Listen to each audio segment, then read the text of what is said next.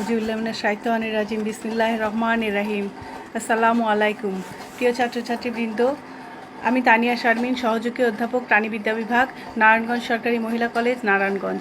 শিক্ষা মন্ত্রণালয়ের নির্দেশনায় এবং নারায়ণগঞ্জ সরকারি মহিলা কলেজের মাননীয় অধ্যক্ষ মহোদয়ের তত্ত্বাবধানে আজকে আমরা অনলাইনে ক্লাস গ্রহণ করছি। এর জন্য সংশ্লিষ্ট সকলের প্রতি ধন্যবাদ জ্ঞাপন করছি।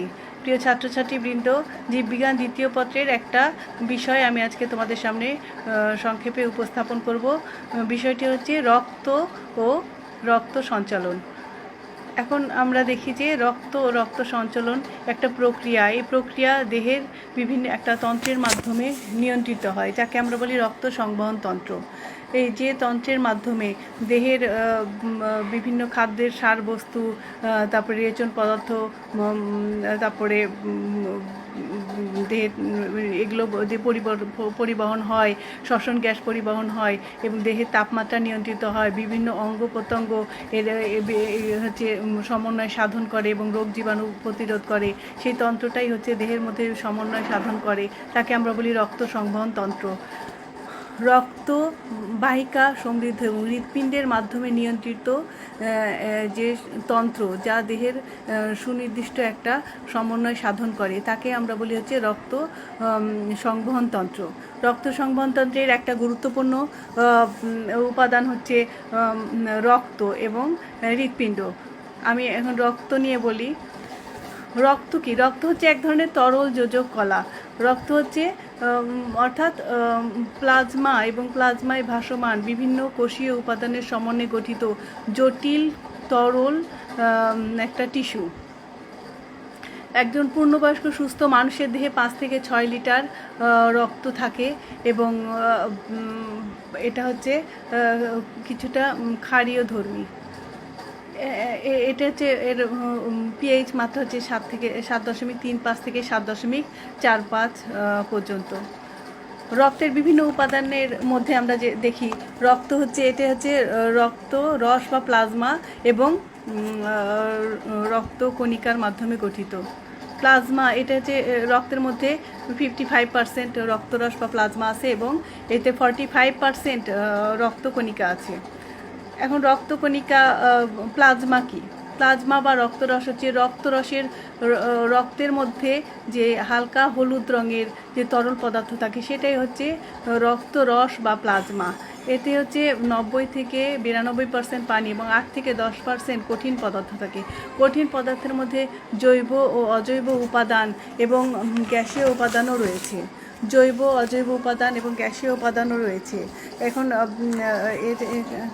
খাদ্য সার যেমন গ্লুকোজ, এছাড়াও রক্তরসের অন্যান্য উপাদানগুলোর মধ্যে আছে খাদ্য সার যেমন গ্লুকোজ, অ্যামিনো অ্যাসিড, স্নেহ পদার্থ, লবণ, ভিটামিন, তারপরে গ্যাসীয় উপাদান অক্সিজেন, কার্বন ডাইঅক্সাইড, নাইট্রোজেন, তারপরে গ্যাসীয় উপাদান, তারপরে বিভিন্ন ধরনের আয়ন যেমন calcium ion, sodium ion, potassium ion, bicarbonate ion. এতে হচ্ছে বিভিন্ন ধরনের gas, nitrogen, oxygen, carbon dioxide, অন্তঃক্ষরা গ্রন্থি থেকে নিঃসৃত হরমোন, তারপরে আমিষ, এটা হচ্ছে রক্ত আমিষ যেমন ফাইব্রিনোজেন, অ্যালবুমিন, গ্লোবিউলিন ইত্যাদি পদার্থ রয়েছে। রক্তরস বা প্লাজমার প্রধান কাজ হচ্ছে খাদ্য পরিপাকের পর এটা হচ্ছে খাদ্যের সারবস্তু রক্তরসে দ্রবীভূত অবস্থায় থাকে এবং এখান থেকে বিভিন্ন অঙ্গ প্রত্যঙ্গে সরবরাহ হয় এবং এছাড়াও বিভিন্ন টিস্যু থেকে যেসব বর্জ্য পদার্থ নিঃসৃত হয়, সেগুলো রক্তরসের মাধ্যমে রেচন অঙ্গে পরিবাহিত হয়। হ্যাঁ, এছাড়াও হচ্ছে রক্তরসে অক্সিজেন হিমোগ্লোবিনের সাথে যুক্ত হওয়ার আগে এই রক্তরসে দ্রবীভূত অবস্থায় থাকে। এতে হচ্ছে রক্তরসের যে এখানে হরমোন, তারপরে এনজাইম, লিপিড ইত্যাদি বিভিন্ন অঙ্গে পরিবাহিত হয়। রক্তরস হচ্ছে অম্ল ও ক্ষারের ভারসাম্য রক্ষা করে। এরপরে আমরা দেখি যে রক্তকণিকা হচ্ছে রক্তরসে যে ভাসমান বিভিন্ন কোষীয় উপাদান, রক্তরসের প্লাজমায় যেসব কোষীয় উপাদান থাকে সেটাকে আমরা বলি যে রক্তকণিকা। রক্তকণিকা 3 ধরনের: লোহিত রক্তকণিকা বা ইরাইথ্রোসাইট, শ্বেত রক্তকণিকা বা লিউকোসাইট এবং অনুচক্রিকা বা থ্রম্বোসাইট।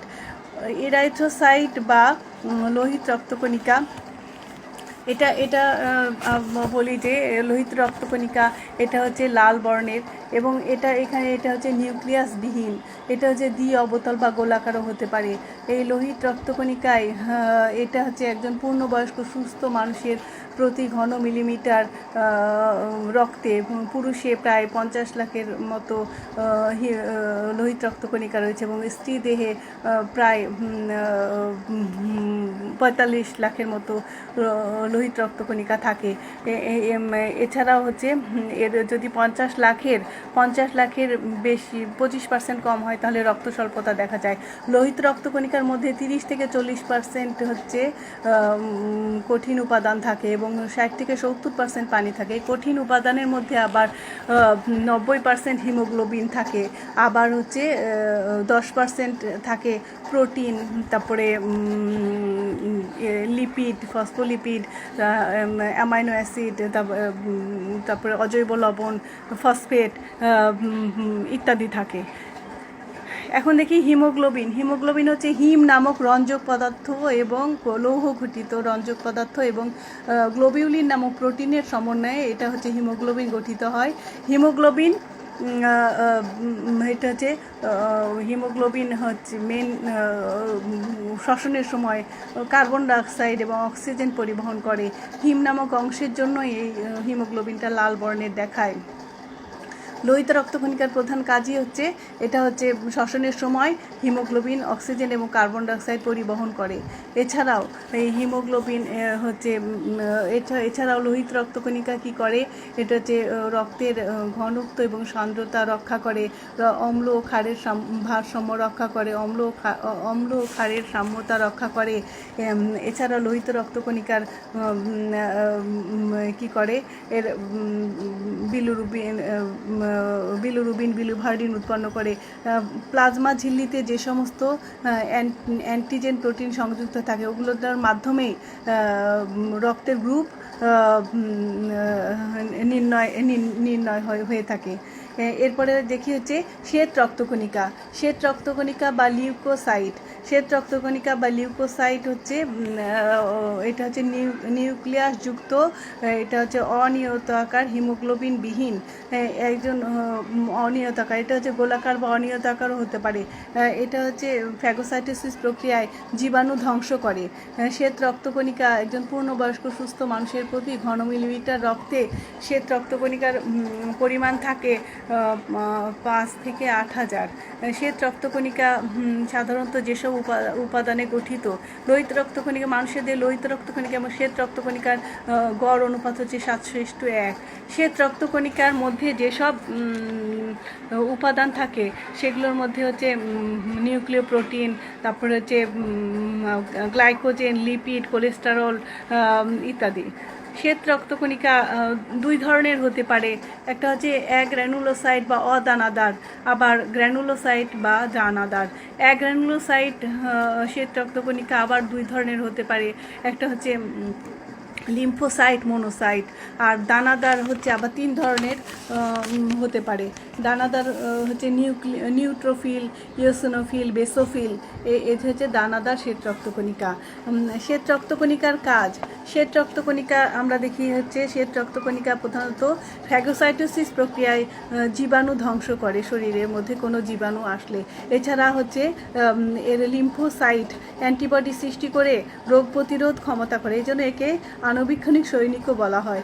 বেসোফিলে হচ্ছে যে হেপারিন নামক রাসায়নিক পদার্থ থাকে, তার রোগ প্রতিরোধ হেপারিন নামক রাসায়নিক পদার্থ থাকে, তার রক্তবাহিকার মধ্যে রক্ত জমাট বাঁধা রোধ করতে সাহায্য করে। এছাড়া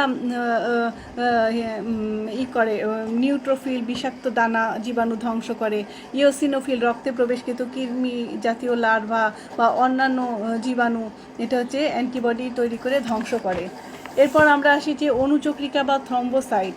অণুচক্রিকা বা থ্রম্বোসাইট হচ্ছে ক্ষুদ্রতম কণিকা, এরা গোল, ডিম্বাকার, অনিয়তাকার বা রডের মতো হতে পারে, কিন্তু এরা নিউক্লিয়াসবিহীন। একজন পূর্ণবয়স্ক সুস্থ মানুষের প্রতি ঘন মিলিলিটার রক্তে এই অনুচক্রিকার বা থ্রম্বোসাইটের পরিমাণ হচ্ছে 2.5 লাখ থেকে 5 লাখ। এগুলোর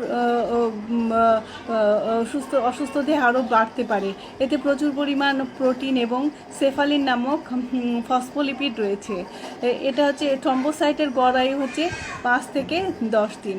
অনুচক্রিকার কাজ কি? অনুচক্রিকা হচ্ছে রক্ত ক্ষরণ হলে রক্ত তঞ্চনে ঘটায় এবং হিমোস্ট্যাটিক প্লেট গঠন করে এটা হচ্ছে রক্তক্ষরণ বন্ধ করে। তাছাড়া হচ্ছে যে রক্তবাহিকাগুলো ক্ষতিগ্রস্ত হয় সেগুলো পুনর্গঠনে সাহায্য করে। এছাড়া সেরাটোনিন নামক রাসায়নিক পদার্থ উৎপন্ন করে যা রক্তনালীর সংকোচন ঘটিয়ে রক্তপাত হ্রাস করে। ফ্যাগোসাইটোসিস প্রক্রিয়ায় কার্বন কণা, ইমিউন কমপ্লেক্স, ভাইরাসকে এরা হচ্ছে ভক্ষণ করে। তাহলে আমরা দেখলাম যে 3 ধরনের রক্তকণিকা, খুব সংক্ষেপে 3 ধরনের রক্তকণিকা এবং 3 ধরনের রক্তকণিকার কাজগুলো আমি উপস্থাপন করলাম। আজকে এ পর্যন্তই। আমি হচ্ছে পরবর্তীতে আরও অন্যান্য বিষয় উপস্থাপন করব। আজকে যে এই 3 ধরনের রক্তকণিকা এবং রক্তের বিভিন্ন উপাদান, এগুলোর ছবিগুলো আমি একটু উপস্থাপন করার চেষ্টা করছি বইয়ের মাধ্যমে। তোমরা বইয়ের সহায়তায় ছবিগুলো আয়ত্ত করবে।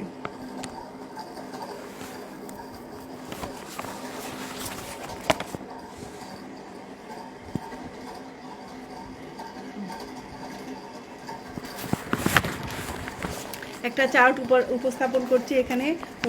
রক্তের বিভিন্ন উপাদানগুলো সুন্দরভাবে চার্ট আকারে দেওয়া আছে।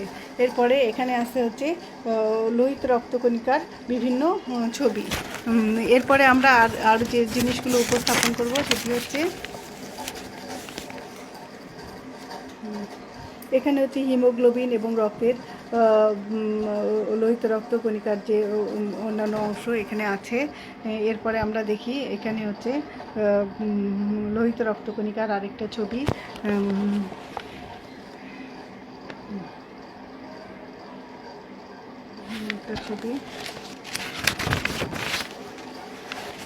এরপর আমরা দেখব যে এই ছবিগুলো হচ্ছে শ্বেত রক্তকণিকার।